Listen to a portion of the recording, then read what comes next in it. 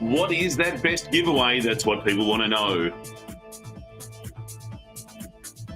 We're going to be having a quick chat about some of the things you can do to give great giveaways at your next event. Sit back, relax, get ready to rock and roll as we fill your brain with ideas. Yay for ideas. Welcome back to Making Events Awesome Livestream. I'm your host, Warwick Merry, CSP CVP. Great to have you here. Hey, sponsors. I love sponsors. Sponsors are awesome. Often at events, you'll need a sponsor to just help with some of the costs and in return, give them great value in terms of getting access to their target market. So it's a really good connection. And we want our sponsors to have such a good time that they sign up for the next event at this one. So how do we do that? How do we make sure that our sponsors are having a really good time? Well, part of it is doing a few extra things to make sure that they get their questions answered. One of the questions that happens a lot is, what is the best giveaway? What is the absolute cracking best giveaway that I can give when I've got an exhibition stand at some kind of event? And of course, the answer is, it depends. It really depends. It depends on who you are. It depends on what you're trying to achieve. It depends on so many different things. And I've got a couple of guidelines I want to give you to help you with that strategy. Because when it comes to sponsoring or exhibiting an event, the strategy is by far and away the most important thing. So that belies the question, what's the outcome you're after? What is it that you're trying to achieve here? Are you just trying to build brand awareness? Are you trying to, oh, hey, by the way, if you've got questions and you want to do it, head over to the chat, throw some questions in. For those of you who are joining me on Facebook, just make sure you click on that link, chat.restream.io/FB, and that gives permission. So I can see who you are. Otherwise, it comes through as a random question coming through. So you just make sure you do that. So the first thing is, what's the outcome you're after? What are you trying to achieve? Is it just branding? Is it just like, oh, I want to be, brand aware? Because if so, you're wasting your money. Seriously, the only people who can get away with like, oh, it's just good branding is people like McDonald's and Coca-Cola and big names who have invested heaps. So you've got to look at, what is it that I want? Am I starting a relationship with them? Am I at this event just to check out what's the competition doing? Where's the market at? And in fact, I don't need a giveaway. You need to look at what's the outcome, what's the strategy. That's the very first thing. The second thing is, what's the perceived value of the gift? And not what does it cost, but what's the perceived value? If you're giving away, let's say, stress balls, which are very, very common to give away, they don't have much of a perceived value. They really don't. It's basically, it's just a bit of merch. Same with a pen, unless it's a whiz bang pen. I had a pen that turned into a rocket. Hang on. Let me see if I've got it here. Yes, I do. I love this. I got this from Amtil, and turns into a rocket. So for me, I've never used it as a pen, because as a pen, it's a bit shocking, but it's just, here, look, I think we need to zoom in on this and really get a look of this. Ready? Oh, isn't it fantastic? Hours of enjoyment. I got this pen, I'm going to guess 7 years ago. I still talk about it. I still say that I got it from Amtil. So it's really good branding there. More expensive than a normal pen. The value, like the more expensive than a normal pen, we're talking marginally. So, but the value of it is, there's a good gimmick. There's something about it that makes you want to hang on to it. But stress balls and balloons and stuff that just disintegrates quickly. A, environmentally, it's not good. B, it's not good for your brand because you don't want to be associated with that kind of stuff. And C, it's just not getting you any return. So you've got to really look at that kind of stuff. So what's the perceived value? I'm a big fan of USB keys, I've got to be honest, with an asterisk.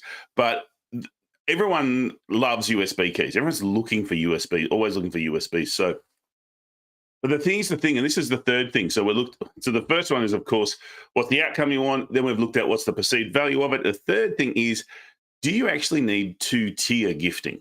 I love this strategy for exhibitors. Two-tier gifting is very cool. Thanks, Danielle. Yeah, it does make sense. You don't want just more merch going to landfill. One of the things that is a real winner, in my humble opinion, is the two-tiered gift strategy. Think about it. You're at a show, and there are some people who go to trade shows or they go to different events, and all they want is free stuff for the kids. They're running around and they're filling their bag with whatever free stuff they can get. I have seen people go to a bowl of lollies or mints and empty the bowl into their bag. Like, it is insane what people do. So, do you need that two-tier? So there is that low cost, low value, general marketing feel good piece that everyone gets. And then for someone who is let's say a qualified client, an existing customer, something that they get something special.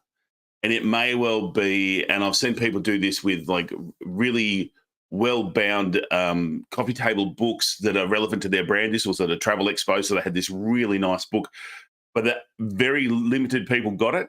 And it was that, you're special to us, here's something special, we keep it hidden, we only let people know about it when we're having that conversation.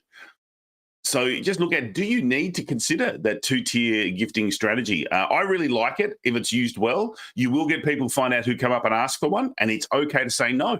And just say, no, we're reserving these for our VIP customers. Because for some people, they aren't and will never be your VIP customer. The other thing you want to consider, and this never occurred to me until when I was really getting into trade shows and running a whole lot of work there, is what's the cost per impression? This is one of the reasons I love USBs, because if you put your logo on a USB and people use their USB for multiple years, every time you see that thing, you go, oh, that's that brand again, or that's that company again, or that's that experience again.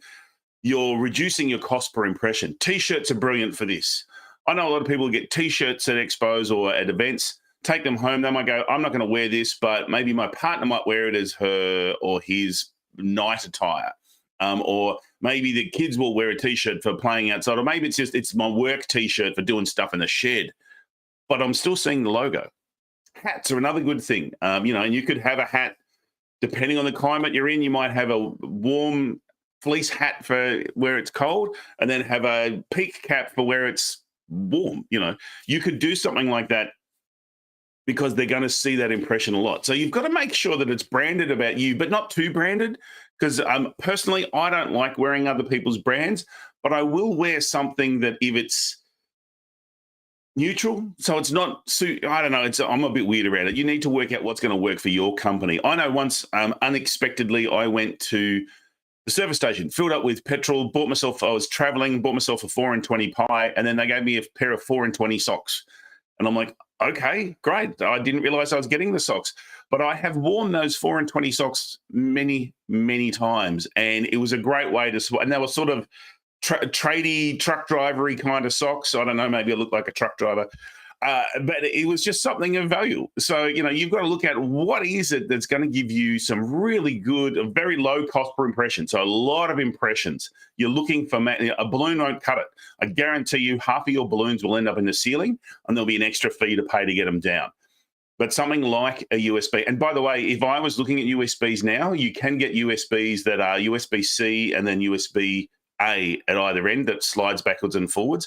I'd be looking at that with more and more of our tech going to USB-C, maybe even just go straight USB-C. It's going to cost you more, but it's worth it because they'll keep it longer. So your cost impression will be down. In the same way, don't get a cheapy little 1 gigabyte, 2 gigabyte, get a larger capacity, maybe an 8 gigabyte USB-C.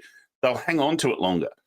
And then why not load it with some great videos of your company, a bit of fun, put something fun on there about your company, a personal video or something with a bit of branding, a bit of information, maybe spec sheets. Chances are they'll delete it, but they might read it as well. And typically when you're ordering these kind of things, that's part of the service where they add that onto you. Finally, the fifth thing that I want to tell you about is brief the people in the booth. I have seen so many people spend a ton of cash getting these great merch up, and the people in the booth just hand them out with, they don't collect information, they don't collect names and addresses, or they don't collect everything. They just hand this stuff out.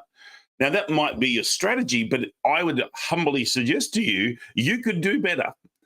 So have an absolute strategy, particularly if you're looking at the two-tier level, and brief the people in the booth of what you want and how you can maximize your investment. Because some of this stuff costs a ton of cash. So make sure that you are getting your best return on investment. All right. So let me just quickly go through those five again. All right. So it is, what's the outcome that you're after? What's the value of or the perceived value of the gift? Do you need two-tier gifting strategy? What is the cost per impression you're going to get? And then finally, brief your booth staff or the people who are handing it out so you make sure that you get the outcome that you're after. Those key things will really make a massive difference when it comes to your giveaway strategy if you're a sponsor or an exhibitor at an event. If you're an event organizer, please share this video with them so that they can get better value out of their spend. I think that's really important.